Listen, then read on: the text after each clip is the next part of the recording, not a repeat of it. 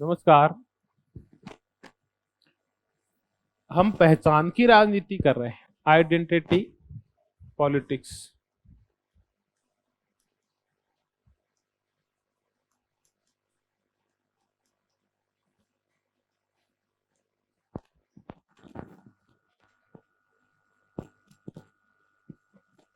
इस पहचान की राजनीति के जो भांति भांति के आयाम हैं, अब हम उनकी चर्चा करेंगे और इसको लेके कहाँ क्या घटित हो रहा है, क्या हुआ है और अब तक क्या चल रहा है, इसकी हम चर्चा करेंगे। अब हम इस पहचान को अलग अलग चीजों से जोड़ लेंगे। हम इस पहचान को जोड़ेंगे जाति से और नृ जाति से। हम इस पहचान को जोड़ेंगे धर्म के साथ। हम इस पहचान को जोड़ेंगे संस्कृति के साथ और हम इस पहचान को जोड़ेंगे लिंग के साथ। और कितना वाइड एस्पेक्ट है इन सब का, हम इसकी चर्चा करेंगे और इसके तहत हुआ क्या है, तो इसको हम समझने की कोशिश करेंगे। सबसे पहले जाति और नरजाति की चर्चा करते हैं। देखिए, ये ऐसा नहीं है कि ये कोई वर्तमानी ट्रेंड हो और ये पहचान का विशिष्ट मुद्दा हो।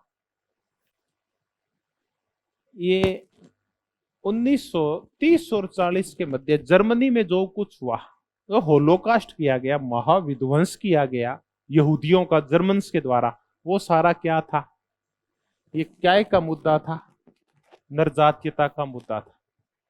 भारत में 1950 से 60 के मध्य जो द्रविड़ अस्मिता का मुद्दा उठा, द्रविड़ पहचान का मुद्दा उठा, वो किससे संबंधित था?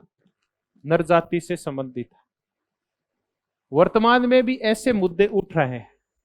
ये शिनजियांग प्रांत का जो मुद्दा है,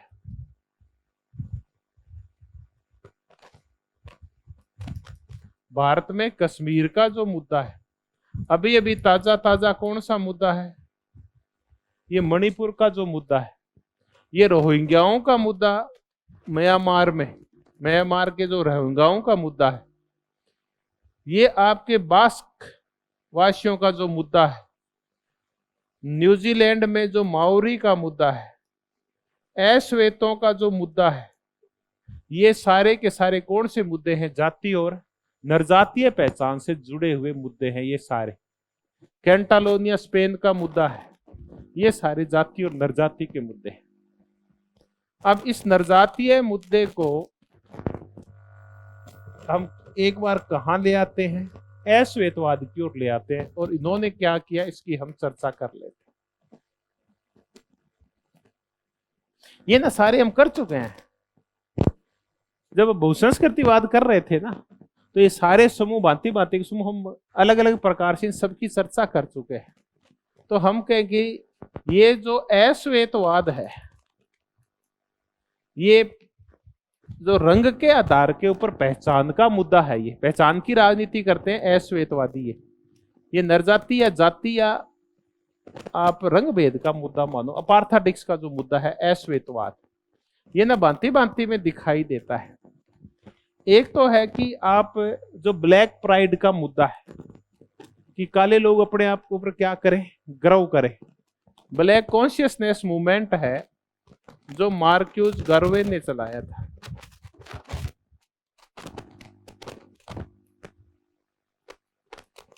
ये एक अश्वेतों का बहुत बड़ा नेता था और इसने ये कहा कि जितने भी अश्वेत है ना, वो किस ओर लौट आओ? अफ्रीका में लौट आओ।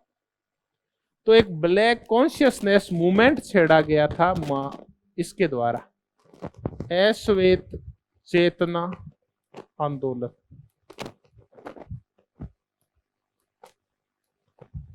इसने पैन अफ्रीकनवाद का मुद्दा छेड़ा था कि आप कहीं भी हैं और आप अश्वेत हैं तो आपका संबंध किससे है? अफ्रीका से है। तो पैन अफ्रीकनवाद का मुद्दा यह है कि आप अफ्रीकन हैं, आप चाहे कहीं रह रहे हैं। तो ये था मार्क्यूज गार्वे, जिसने अश्वेत चेतना आंदोलन के द्वारा अश्वेतों को जागृत किया वैश्विक लेवल के ऊपर। इसका ना ये मैक्सो गर्वे तो पूरा ये ना अश्वेतों का ये नहीं था कि कोई निश्चित इसने देश बनाया था। ये अश्वेतों का इतना बड़ा लीडर था कि अश्वेतों के लिए उसने झंडे तक, गीत तक और राष्ट्र तक का नाम दे दिए थे कि ये हमारा एक राष्ट्र होगा, ऐसे हम इसका निर्माण करेंगे, पूरा अफ्रीका एक हो जाएगा। इसका ना बहुत बड़ा वो था, एक आइडिया था, लेकिन आइडिया इसका फेल हो गया। इसने सब उन्हें अश्वेतों से कहा कि तुम कहां लौटे हो, वापिस अफ्रीका अपने मूल स्थान पे लौटे, और अब हम एक नए अफ्रीका का निर्माण करेंगे जो हमारा अफ्रीका होगा, यहाँ कोई हमारा शोषण नहीं होगा। तो जो पाश्चात्य देशों में, अमेरिका में अश्वेत बैठे थे, उन्होंने लौटने से क्या कर दिया, मना कर दिया कि हम समर्थन तो दे रहे हैं लेकिन लौटेंगे नहीं। मार्क्यूस गर्वे, ऐसा ही आंदोलन छेड़ा गया फिर किसके द्वारा, मार्टिन लूथर किंग के द्वारा, मार्टिन लूथर किंग जूनियर के द्वारा। और इस आंदोलन को हम कौन सा बोलते हैं, इस आंदोलन को बोलते हैं नागरिक अधिकार आंदोलन, सिविल राइट्स मूवमेंट अश्वेतों के लिए। ये 1960 के दशक में छेड़ा गया अमेरिका में। ये एक अमेरिका में छेड़ा गया कैसा आंदोलन था, अहिंसात्मक आंदोलन था। मैं उस औरत का नाम भूल गया आज, जिसको बस से उतार दिया था, हाँ, रोजा पार्कर, वहां से ही आंदोलन छेड़ा गया था। अब मार्टिन लूथर किंग ने जहां इस आंदोलन को, अश्वेत आंदोलन को जहां अहिंसात्मक रखा, वहीं वहां के युवाओं ने एक गुट और तैयार कर लिया, और वो था ब्लैक पैंथर।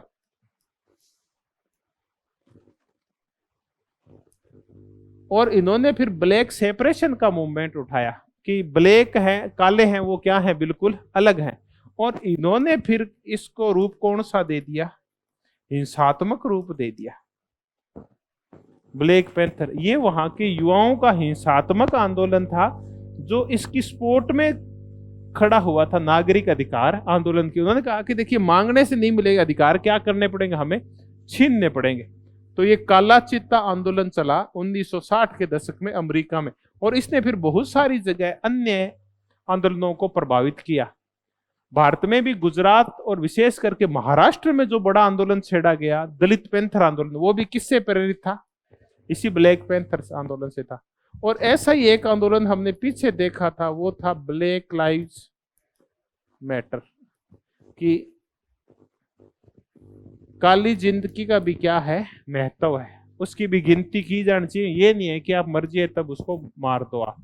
तो ये सारे आंदोलन है, ये कौन सी पहचान को लेके छेड़े गए हैं, ये हीन भावना से ग्रसित होके, हास्याकरण से ग्रसित होके छेड़े गए आंदोलन है अश्वेतवाद के। मार्क्यूस गर्वे का अश्वेत चेतना आंदोलन, मार्टिन लूथर किंग का अहिंसात्मक नागरिक अधिकार आंदोलन, ब्लैक पैंथर्स का हिंसात्मक आंदोलन जो ब्लैक सेपरेशन के रूप में था, और ऐसा ही ब्लैक लाइव्स मैटर का आंदोलन। ये सब पहचान को लेके है। धर्म को लेके हम खूब चर्चा कर चुके, चाहे हिंदूवाद का प्रसार हो, चाहे कन्फ्यूशियसवाद हो, इस्लामवाद हो, ये सारे के सारे कौन सी राजनीति करते हैं, पहचान की राजनीति करते हैं। अब हम किसके पास चलते हैं, संस्कृति के पास चलते हैं, क्योंकि पहचान का एक आधार कौन सी होती है, संस्कृति भी होती है।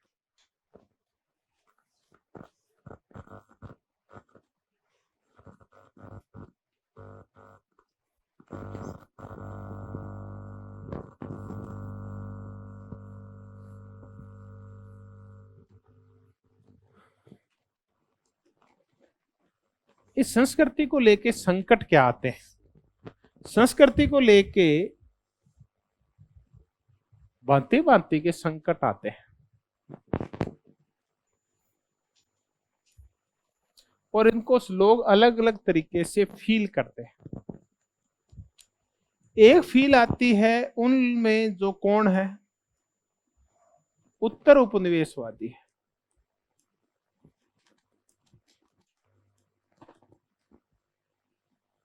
एक फीलिंग उनके अंदर आती है, उनको ये लगता है कि हमारे ऊपर कौन सी संस्कृति का वर्चस्व है, आज भी हमारे ऊपर पाश्चात्य संस्कृतियों का प्रभाव है, आज भी हम सांस्कृतिक रूप से किसके गुलाम हैं, हमारे पूर्वजों के, जो पूर्वजों को माफी चाहूंगा, हमारे पूर्व मालिकों की संस्कृति के गुलाम है। तो एक ये जो उत्तर उपनिवेशवादी है वो अपनी संस्कृति की क्या बनाना चाहते हैं, अलग से पहचान बनाना चाहते हैं, गर्व करते हैं अपने आप के ऊपर। और ऐसे ही गर्व के जो भाव पैदा किए, तो हम ऐसे 3 विचारकों की चर्चा करते हैं। ऐसे विचारकों में एक विचारक है फ्रांज फैनन। अब इसकी तो सीधी सी चर्चा कर ले। फ्रांज फैनन ये कहते हैं कि ये जो हम मुक्त तो हो गए, हमारे गुलामी की बेड़ियां तो कट गई है, लेकिन हमारे मस्तिष्क आज भी गुलामी से मुक्त नहीं हुए। आज भी हम हीन भावना से ग्रसित है, आज भी हम मनोवैज्ञानिक रूप से बीमार है, आज भी हमारे अंदर कॉन्फिडेंस नहीं है। और ये कॉन्फिडेंस क्यों नहीं है? क्योंकि हम किसके शिकार हैं? सांस्कृतिक उपनिवेशवाद के शिकार हैं। आज भी हम अपनी भाषा को लेके, अपनी जातियों को लेके, अपनी वेशभूषा को लेके आज भी हम क्या फील करते हैं? अपने आप को दोयम दर्जे का फील करते हैं।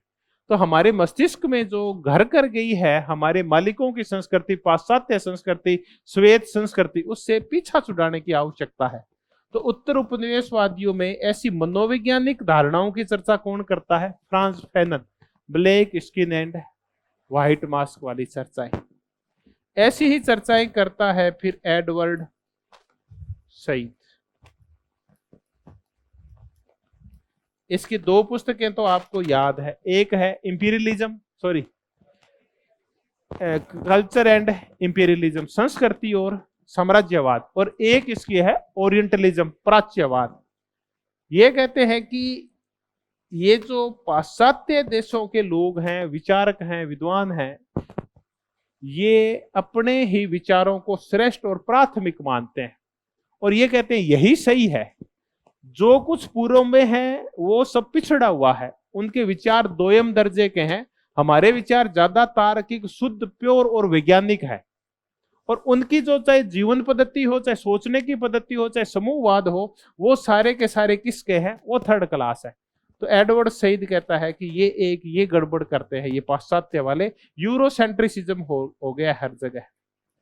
ऐसे ही है होमी के भाभा। ये कहते हैं कि ये जो संस्कृति का संकरीकरण हुआ है, हाइब्रिड संस्कृतियां हो गई है। हाइब्रिड संस्कृति का तात्पर्य है कि आप दोनों ही संस्कृतियों के बीच में बैठे हैं। विशेष करके इनकी किनकी चर्चा करते हैं? एंग्लो इंडियन की। ये इनकी चर्चा करता है होमी के भाभा। उत्तर उपनिवेशवादियों में ऐसी जो चर्चाएं करके गए हैं वो है एशियाई मूल्यों की चर्चा।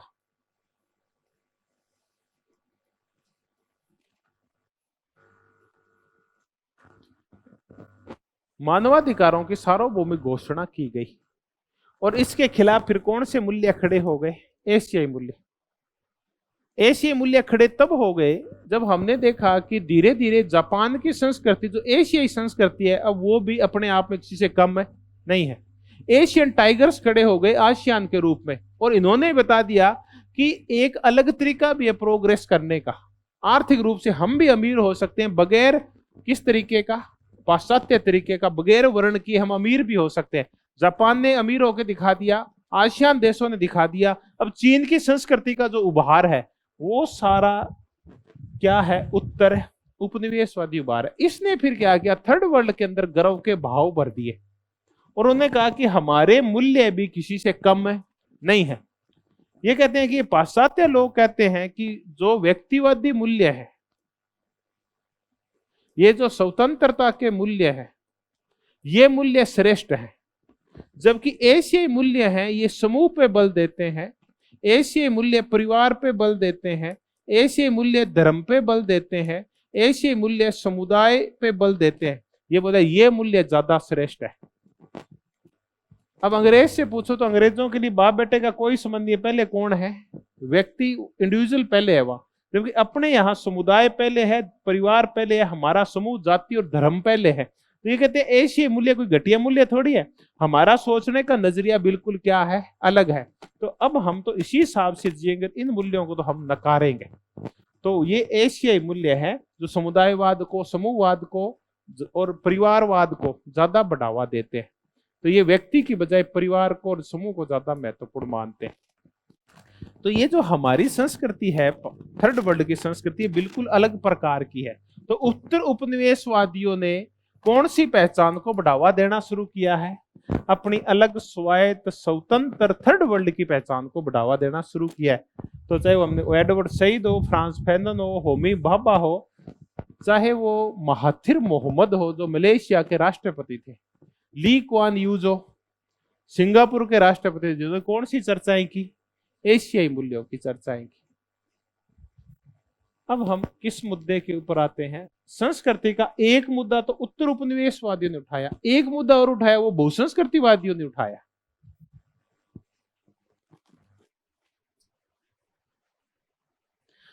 अब ये कौन सा झगड़ा है पूरा? ये जो फ्रांस फैनन, एडवर्ड सईद और ये सब पैदा करते हैं, दो संस्कृतियां हैं, एक है पाश्चात्य संस्कृति और बाकी है गुलाम संस्कृतियां। ये कहता हमारी संस्कृति भी किसी कम है नहीं है। अब इनमें धीरे धीरे अपने ऊपर गर्व का भाव और आत्मसम्मान के भाव पैदा हो गए हैं। अब हम पाश्चात्य संस्कृति को आंख मूंद के पालन नहीं करेंगे, हमारी संस्कृति भी श्रेष्ठ है।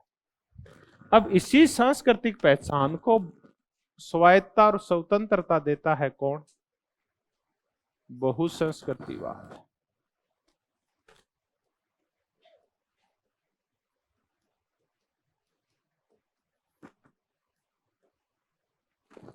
बहुसंस्कृतिवाद कहता है कि एक देश में जितनी भी संस्कृतियां रहती है उन सब को किसका हक है? मान्यता का। उनकी भाषाओं को, उनके रीति रिवाजों को, उनके धर्म ग्रंथों को, उनकी परंपराओं को मान्यता दी जाए। प्रत्येक को क्या हक है अपनी अलग से पहचान स्थापित करने का। ये जो अमेरिका की कल्चर है, कौन सी बोलते हैं हम इसको? मेल्टिंग पॉट वाली जो कल्चर है, ये सही कल्चर नहीं है, क्योंकि ये किसी भी अल्पसंख्यक समूह की जो समूहगत पहचान होती है उसको क्या कर देती है? गायब कर देती है, अपने अंदर मेल्ट कर लेती है। तो अब इसकी बजाय कौन सी कल्चर लाई जाए? सैलड कल्चर लाई जाए, सैलड बाउल वाली कल्चर लाई जाए कि सभी संस्कृतियां एक साथ रहते हुए भी अपनी अपनी स्वायत्त और स्वतंत्र पहचान कायम रख पाए। इसके ऊपर पूरा बल है इसका। मेल्टिंग पॉट की खिलाफत करते हैं ये सारे। तो इस संबंध में हम बहुत ज्यादा चर्चा तो पहले कर चुके हैं, ज्यादा चर्चा नहीं करेंगे। हम चर्चा कर लेते हैं चार्ल्स टेलर की, जो पॉलिटिक्स ऑफ आइडेंटिटी कह लो या रिकॉग्नाइजेशन कह लो, इसकी चर्चा करता है।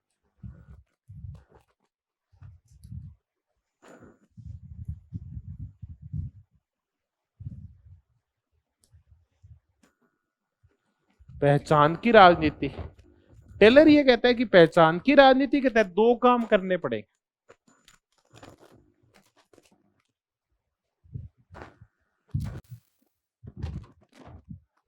है आ गया क्या? हाँ, चलो बधाई हो आपको। पहले इसको कंप्लीट करते हैं फिर चर्चा करते हैं। कहीं मुंह लटक क्यों? सिलेबस आ गया है। अब कई राजी हो गए कि चलो 3-2 अक्टूबर में एग्जाम हो ही जाएगा, बस अब तैयार हो जाओ, अब रेडी हो जाओ। Charles Taylor, politics of recognition. ये कहते हैं कि एक, उसको मैं भूल गया कि देखिए अधिकार है ना, दो प्रकार के होते हैं। एक होते हैं इक्वल राइट्स या इक्वल डिग्निटी का।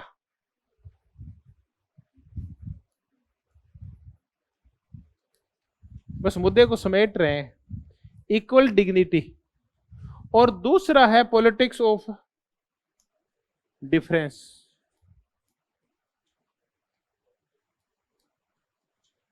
ये दोनों ना अलग अलग मुद्दे हैं। ये कहते हैं जो अल्पसंख्यक संस्कृतियां हैं ना, वो जो अपनी मान्यता और पहचान को लेके संकट में आई हुई है, उनके साथ दो तरीके से ट्रीट करना होगा। एक तो इक्वल डिग्निटी करनी पड़ेगी और एक पॉलिटिक्स ऑफ डिफरेंसेस करनी पड़ेगी। इक्वल डिग्निटी के तहत क्या किया जाएगा कि जितने अधिकार बहुसंख्यकों के हैं वो सारे के सारे अधिकार और डिग्निटी किसको दी जाएगी? वो सारी पहचान, समान पहचान अल्पसंख्यकों को भी दी जाएगी। ये नहीं है कि बहुसंख्यकों को अलग अधिकार देके, विशिष्ट अधिकार देके विशेषाधिकार दिए जाए और अल्पसंख्यकों को पीछे धकेल दिया जाए, ऐसा नहीं होगा। तो इक्वल डिग्निटी होगी सबकी। फिर है पॉलिटिक्स ऑफ डिफरेंसेस। तो क्या उनसे काम चल जाएगा? क्या उनसे काम नहीं चलेगा। फिर उनके लिए कुछ अलग अधिकारों की भी व्यवस्था करनी होगी, जैसे जेम्स टुल्ली कह के गया था। उनके लिए अलग संविधान बनाने होंगे, अलग से संविधान में व्यवस्थाएं करनी होगी। तो चार्ल्स टेलर कहता है कितने प्रकार के अधिकार? 2। एक तो सबके समान अधिकार, जिसपे उदारवादी बल देते हैं। उदारवादी कहते हैं किसी के लिए अलग अधिकार नहीं हो सकते, क्योंकि सारे लोग क्या हैं? बराबर हैं। ये कहते इससे काम नहीं चलेगा, उदारवादियों की इस धारा से उनके लिए अलग अधिकारों की भी व्यवस्था करनी होगी। आप भारतीय संविधान के हिसाब से चार्ल्स टेलर समझ में आता है क्या आपके? दोनों चीजें हैं, एक है इक्वल डिग्निटी, एक है पॉलिटिक्स ऑफ डिफरेंसेस। 14 से लेके 28 तक क्या है? अनुच्छेद 14 से लेके 28 तक है इक्वल डिग्निटी, और 29 और 30 है पॉलिटिक्स ऑफ डिफरेंसेस। और इसी justice and politics of differences पे बल देती है मेरियम यंग बल देती है। मेरियम यंग भी इसी की चर्चा करती है। अब ऐसे ही कुछ अलग अल्पसंख्यक अधिकारों की चर्चा करता है विल किमली का, जो उदारवादी बहुलवादी है। विल किमली का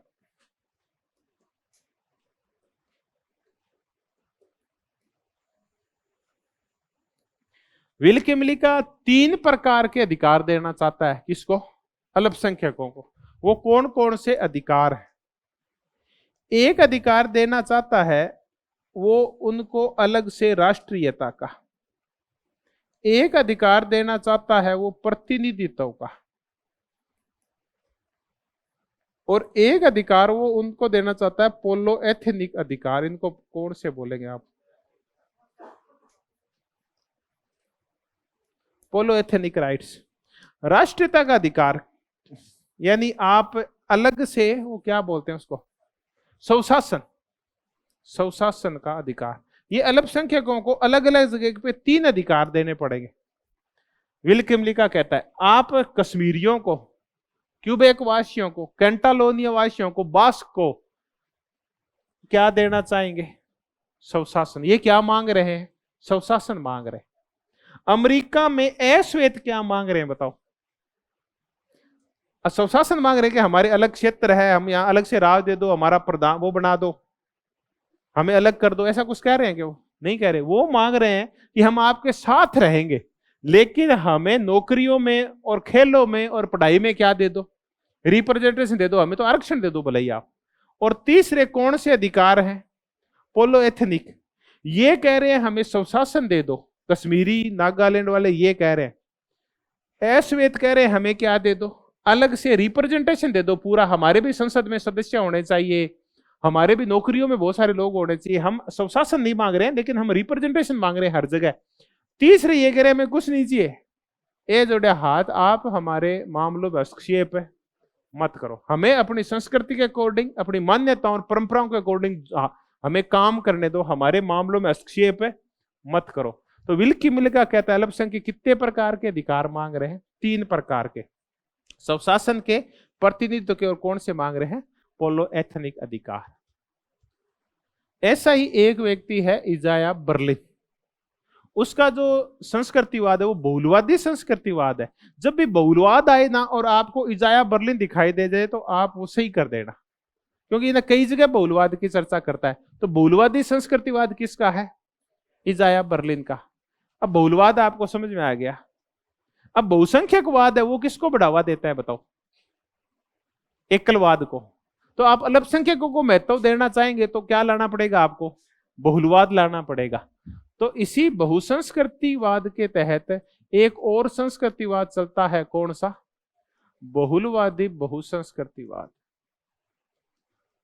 और ये है इजाया बर्लिन का।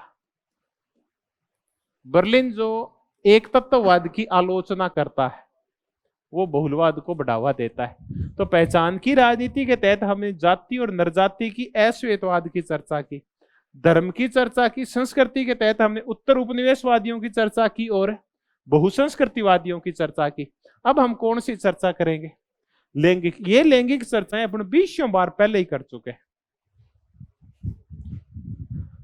पहचान की राजनीति को अब हम किससे जोड़ेंगे?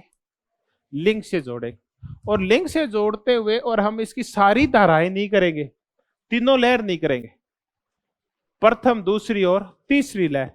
हम दो नहीं, अपन एक और लहर कर देंगे। एक हम लहर करेंगे कौन सी? उग्र नारीवादी लहर।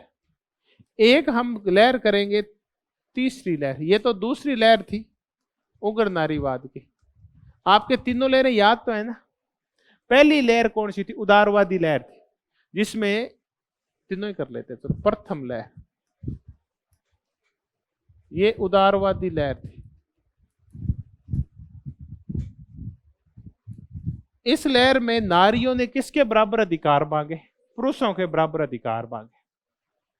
दूसरी लहर में उग्र नारीवाद आया, जिसने पितृ सत्तात्मकता की खिलाफत की और यह कहा कि महिलाएं और पुरुष कभी भी बराबर है नहीं हो सकते, जैसा कि कौन कह के गए हैं? प्रथम लहर वाले। अब हमें तो हमारे अलग से अधिकार चाहिए, और इनकी चर्चा की फिर फ्रांस की सिमोन दे बुआर ने, कैट मिलेट ने, वर्जीनिया वुल्फ ने। उन्होंने पितृ सत्तात्मकता के खात्मे की चर्चा की। फिर आई तीसरी लहर, इसको हम क्या बोलते हैं? अंतर नारीवाद बोलते हैं। इसको उन्होंने ये कहा कि नारियां कोई एक प्रकार की थोड़ी है। ये उग्र नारीवाद जो फैला है, पितृ सत्तात्मकता का और लैंगिक शोषण का जो विरोध कर रहा है, वो सिर्फ श्वेत नारियां है जो अपने खुद के पैरों पे खड़ी है। तो हमारा शोषण तो अलग प्रकार से होता है, विभिन्न नारीवादियों ने ये कहा। तो इसी के तहत काला नारीवाद आया, जिसने कहा कि हमारा जातीय, नरजातीय, मनोवैज्ञानिक, शारीरिक और आर्थिक सब प्रकार से शोषण होता है। तो हमारा शोषण और ज्यादा गहरा है किससे? जो उग्र नारीवाद करते, उनसे भी ज्यादा भारी शोषण है। हमें चलता चलता ही कोई हमारे रंग को लेके कमेंट कर देता है, चलता चलता ही हम गरीब हैं तो गरीबी को लेके हमारा शोषण शुरू हो जाता है, और फिर हमारा महिला के रूप में तो शोषण होता ही होता है। हम तो तिहरे शोषण के शिकार है। तब नारीवाद के अंदर ही भेद पैदा हो गए। फिर ऐसा ही उत्तरोपनिवेशिक नारीवाद फैल गया, फिर पर्यावरणीय नारीवाद आ गया, और ऐसा ही एक और प्रकार का लिंग को लेके मुद्दा उठा, जिसकी चर्चा करती है जूडिथ बटलर। और ये कौन सा है? ट्रांसजेंडर का मुद्दा है। ये जो क्वीर थ्योरी की चर्चा की थी हमने एक दिन, क्वीर की, जिसमें तहत समलिंगी भी आ गए हैं और ये थर्ड जेंडर वाले भी आ गए हैं। ये सारे आ गए, गे आ गए हैं, लेस्बियन आ गए हैं, थर्ड जेंडर आ गए। ये ट्रांसजेंडर का मुद्दा उठ गया। अब मुद्दा महिलाओं और पुरुषों से भी कहां बढ़ गया है। अब देखिए, ये समूह भी अभी अलग पहचान चाह रहे हैं। एक ये पीछे एक वो आई थी एक फिल्म, जिसमें वो एक थानेदार था, और वो फिर क्या है, वो गे है, वो ना दूसरे गे के साथ क्या करना चाहता है? शादी करना चाहता है। वो सारे मुद्दे आजकल ना, ये कोई गुप्त मुद्दा नहीं रह गया है। भारत में भी बड़े लोग क्या करते हैं, इस मुद्दे के ऊपर रैलियां करते हैं। भारत भले ही हम ये मानते होंगे कि मनोवैज्ञानिक बीमारियां हैं, लेकिन ये कहते हैं, जूडिथ बटलर जैसे विद्वान ये कहते हैं कि अब ये भी एक पहचान का कौन सा मुद्दा है? बड़ा मुद्दा, जो ट्रांसजेंडर है। ये जो समलिंगी विवाह हो रहे हैं, ये कौन से मुद्दे हैं? ट्रांसजेंडर। ये भी काय से जुड़े हुए हैं। ये भी जो पूरा झगड़ा कर रहे हैं, वो किसको लेके कर रहे हैं?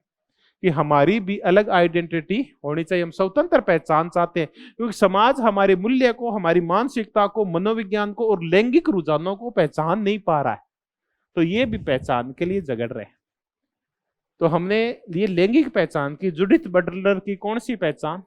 ट्रांसजेंडर पहचान। तीसरी पीढ़ी का अंतर नारीवाद, जो भांति भांति का नारीवाद है। नारीवाद के अंदर ही भांति भांति की फूट पड़ गई कि नारी पुरुषों से अलग नहीं है, बल्कि एक नारी दूसरी नारी से भी अलग है। उग्र नारीवाद की चर्चा की। तो हमने पहचान की राजनीति के और सारे रूप कर लिए।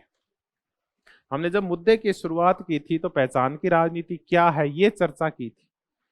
फिर हमने कहा कि व्यक्तिगत पहचान और समूहगत पहचान, इन दोनों में झगड़ा होता है तो हम कहते हैं आइडेंटिटी क्राइसिस आता है एरिक्सन के अकॉर्डिंग।